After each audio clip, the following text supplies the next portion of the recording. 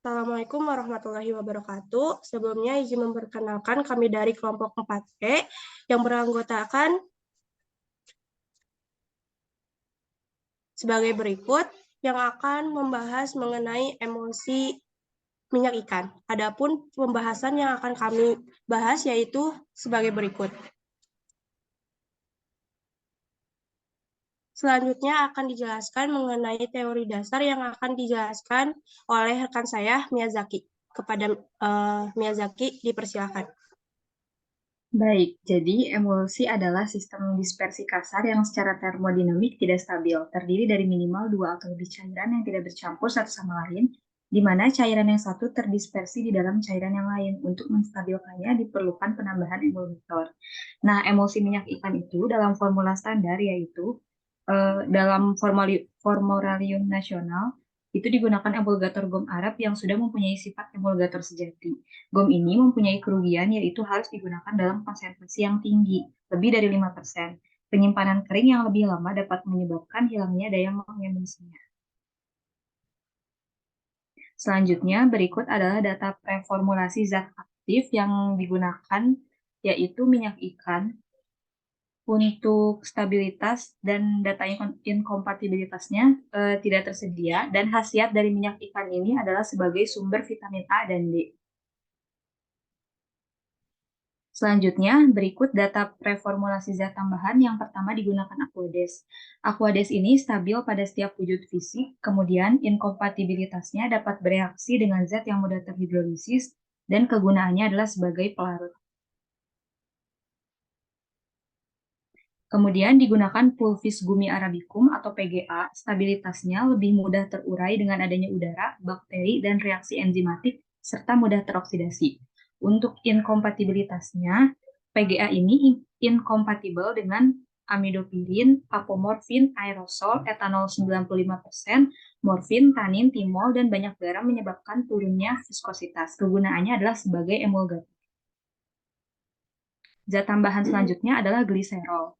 Gliserol ini stabilitasnya dia bersifat higroskopis serta mengkristal pada suhu rendah. Dan dia juga dapat meledak jika dicampur dengan pengoksida kuat seperti ZnO2. Kemudian kegunaannya adalah sebagai antimikroba dan pemanis. Zat tambahan selanjutnya adalah asam sitrat. Stabilitasnya akan mengalami kristalisasi di udara kering atau ketika dipanaskan sekitar 40 derajat Celcius. Kemudian asam sitrat ini inkompatibel dengan kalium tatrat, alkali, alkali tanah, karbonat, dan bikarbonat, asetat, dan sulfida. Kegunaannya adalah sebagai penguat rasa, agen pekompleks, dan larutan buffer. Selanjutnya digunakan butylated hydroxytoluen atau BHT.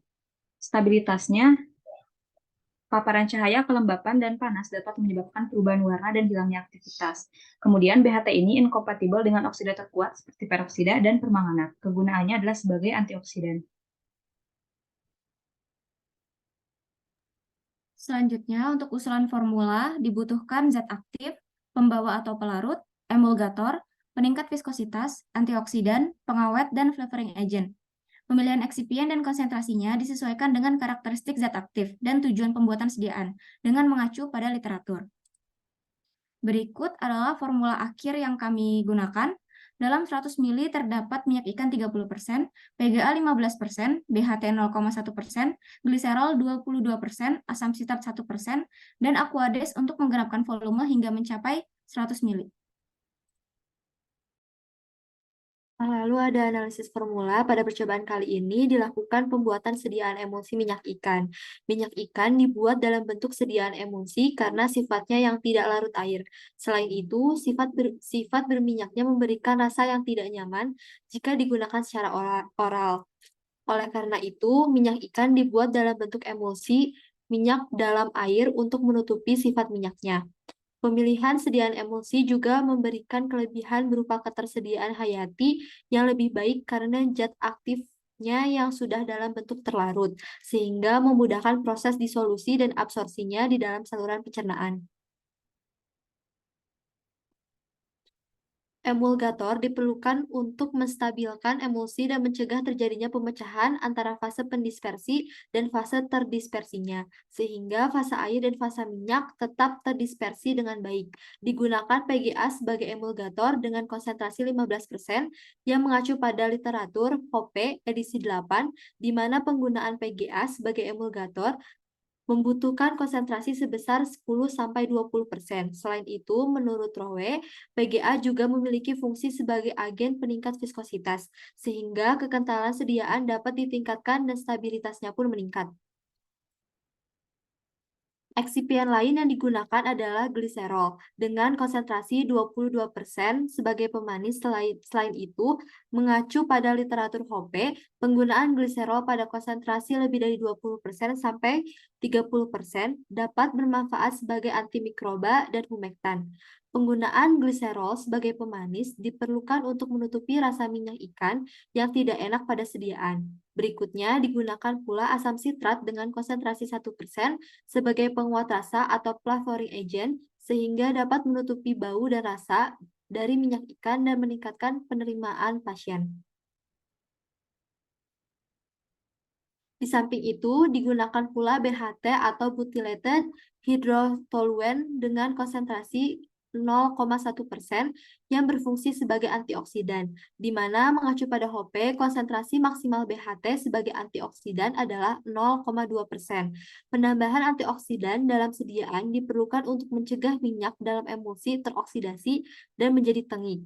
BHT sendiri merupakan antioksidan spesifik bagi minyak ikan dengan kelarutan yang baik dalam minyak atau lemak. Akan tetapi, penggunaan BHT berlebih dapat memicu kerusakan pada hati dan ginjal. Menurut WHO, acceptable daily intake untuk BHT adalah 0,3 mg per kilogram BB. Oleh karena itu, sediaan emulsi minyak ikan ini dibatasi penggunaannya untuk anak-anak dengan berat badan minimal 20 kg. Digunakan pula Aquades sebagai pelarut untuk membuat sediaan emulsi tipe minyak dalam air. Selain perannya sebagai pelarut umum, Aquades juga dipilih sebagai pelarut karena sifatnya yang inert. Selanjutnya dilakukan perhitungan penimbangan, di mana untuk minyak ikan digunakan 30% dan untuk 3 botol untuk perhitungan dihasilkan itu 90 mili. Kemudian untuk gliserol digunakan 22% dan perhitungan untuk 3 botol yaitu sebesar 66 mili. Untuk PGA digunakan 15% dan untuk 3 botol itu dibutuhkan 45 gram dan air butuhnya itu untuk 3 botol sebanyak 67,5 mili. Kemudian untuk asam sitrat digunakan 1%, untuk 3 botol yaitu 3 gram, dan air butuh untuk 3 botol yaitu 15 mili. Untuk BHT digunakan 0,1%, untuk perhitungan 3 botolnya yaitu 0,3 gram, dan untuk perhitungan Aquades untuk 3 botol yaitu 61,5 mili. Kemudian dilakukan perhitungan dan penimbangan pada evaluasi yaitu bobot jenis sediaan, menggunakan rumus W3-W1 dibagi W2-W1, dan didapat hasil yaitu bobot jenis sediaan kali ini yaitu 0,9099. Ya, adapun prosedur pembuatan dari emulsi minyak ikan yaitu menggunakan metode basah. Yang pertama-tama, siapkan alat dan bahan, kemudian panaskan Aquades di atas hot plate. Lalu timbang dan ukur bahan yang akan digunakan yaitu minyak ikan sebanyak 30 mili, gliserol 22 mili, PGA 15 gram, asam sitrat 1 gram, dan BHT 0,1 gram. Kemudian dikembangkan 15 gram PGA dengan 22,5 mili air panas, lalu gerus terbentuk musilago. Kemudian dimasukkan ke matkan. Lalu ditambahkan 30 mili minyak ikan ke dalam matkan, aduk kuat menggunakan stirrer, dan hingga menjadi korpus emulsi. Lalu ditambahkan zat tambahan lain seperti gliserol, asam sitrat, BHT, serta Aquades, kemudian aduk homogen, masukkan ke dalam wadah dan lakukan uji evaluasi. Adapun prosedur evaluasinya yang pertama organoleptics yang mana setiap emulsi yang telah dibuat diamati warna, bau, dan rasa dengan bantuan panca indera. Lalu ada uji pH, disiapkan indikator pH universal, kemudian celupkan kertas lakmus ke dalam sediaan emulsi hingga terbasahi, lalu amati warna yang muncul, kemudian bandingkan dengan standar untuk menentukan pH. Ketiga ada viskositas dan rheologi, yang mana pengujian ini menggunakan viskometer Brookfield-Hallpatstein khusus semi solid yang memakai spindle 61 pada kecepatan 10 rpm. Lalu ukur viskositas sediaan dan catat hasil akhirnya, yang dimana angka yang sering muncul. Lalu ada evaluasi bobot jenis, yaitu pertama-tama piknometer bersih, kering, dan kosong ditimbang, bobot yang terukur ditetapkan sebagai W1, selanjutnya piknometer diisi dengan aquades dan ditimbang kembali sebagai W2, aquades dalam piknometer dibuang dan dikeringkan, lalu piknometer diisi dengan emulsi yang telah dibuat dan ditimbang sebagai W3. Adapun rumusnya sebagai berikut, W3 dikurangi W1 per W2 dikurangi W3. Yang kelima ada evaluasi tipe emulsi, yaitu ada uji kertas, di mana saring emulsi diteteskan pada kertas saring dan diamati kecepatan penyebarannya. Tipe emulsi minyak dalam air akan menyebar dengan cepat dan sebaliknya. Adapun uji pengenceran, yang mana emulsi diencerkan dengan sedikit air dan diamati ketercampurannya dengan air, tipe emulsi minyak dalam air akan dapat diencerkan dengan air dan sebaliknya. Selanjutnya, untuk evaluasi sediaan, dari evaluasi sediaan yang telah dilakukan didapatkan hasil sebagai berikut.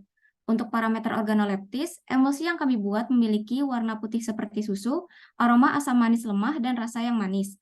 Hal ini telah sesuai dengan persyaratan, yang mana sediaan emulsi umumnya memiliki warna yang putih dan tampilan keruh. Sedangkan untuk aroma dan rasanya akan menyesuaikan dengan eksipien yang digunakan, yang mana pada percobaan ini digunakan asam sitrat sebagai flavoring agent dan gliserol sebagai pemanis. Selanjutnya, untuk tipe emulsi, baik dari pengujian kertas saring maupun pengenceran, keduanya menunjukkan bahwa emulsi yang kami buat merupakan emulsi minyak dalam air. Hal tersebut telah sesuai dengan tujuan pembuatan, yang mana sediaan emulsi ini ditujukan untuk penggunaan oral, sehingga diperlukan tipe emulsi minyak dalam air. Sedangkan untuk pH-nya, sediaan emulsi yang kami buat tidak memenuhi standar, yang mana pH-nya lebih rendah daripada standar pH sediaan oral. Oleh karena itu, perlu dilakukan adjust pH untuk meningkatkan pH sediaan. Lalu untuk bobot jenis dan viskositasnya, keduanya telah memenuhi standar, yang mana persyaratan bobot jenis emulsi minyak ikan berkisar 0,93 sampai 1,03 gram per cm kubik. Dan viskositas emulsi dengan kadar air 60% berkisar 97,74 sampai 286,35 centipoise. Ya, maka disimpulkan pada percobaan ini bahwa sediaan emulsi minyak ikan secara umum sudah memenuhi persyaratan, tetapi diperlukan penambahan pendaftar untuk meningkatkan pH agar sesuai dengan persyaratan pH sediaan oral. Berikut daftar pustaka yang kami cantumkan. Mungkin sekian yang dapat kami sampaikan. Mohon maaf apabila ada kesalahan dalam penyampaian ataupun kekurangan dalam penyampaian. Sekian, terima kasih. Wassalamualaikum warahmatullahi wabarakatuh.